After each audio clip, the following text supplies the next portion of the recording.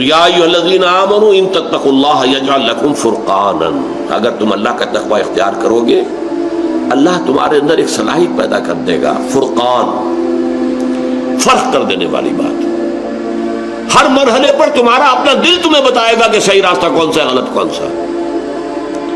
تمہارا دل بتائے گا کہ یہ غلط ہے یہ صحیح ہے۔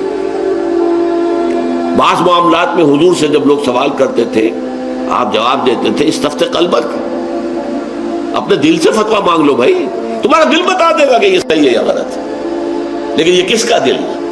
جس کے اندر تقویٰ ہے، جس کے اندر صحیح ایمان، حقیقی ایمان ہے، اس کا دل خود فرقان بن جاتا ہے، کسوٹی بن جاتا ہے، یجعل لکم فرقانا۔ بلکہ ایک میں تو الفاظ یہ بھی آئے ہیں استفتِ قلبک ولا افتاک المفتی، چاہے مفتی تمہیں فتویٰ دے بھی دے کہ ہاں یہ جائز ہے، لیکن اگر تمہارا دل یہ کہہ رہا نہیں جائز نہیں ہے تو ہرگز مفتی کا فتویٰ نہ ماننا، اپنے دل کا فتویٰ ماننا۔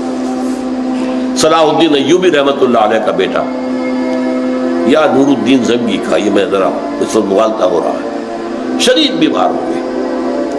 سب طبیبوں نے کہا کہ شراب پینی ہوگی انہیں، اسی سے کوئی شفا کی امید ہے۔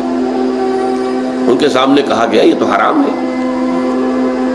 حنفی فتوی مفتی کا فتویٰ لا کے رکھ دیا گیا، جان بچانے کے لیے جائز ہے۔ کہ ہو سکتا ہے دوسرے جو ہیں ان کے نزدیک جائز نہ ہو۔ چاروں فقہیں جو تھی حنفی، مالکی، شافعی، حنبلی، چوک کے مفتیوں کے فتوے لا کر رکھ دیے، دیکھیے سب کہہ رہے ہیں جائز ہے۔ چاروں کو بلا لیا، مجھے یہ بتاؤ کہ کیا اللہ تعالی مجھے شفا دینے پر قادر نہیں ہے بغیر شراب کے؟ نہیں جی نہیں، اللہ تو قادر ہے۔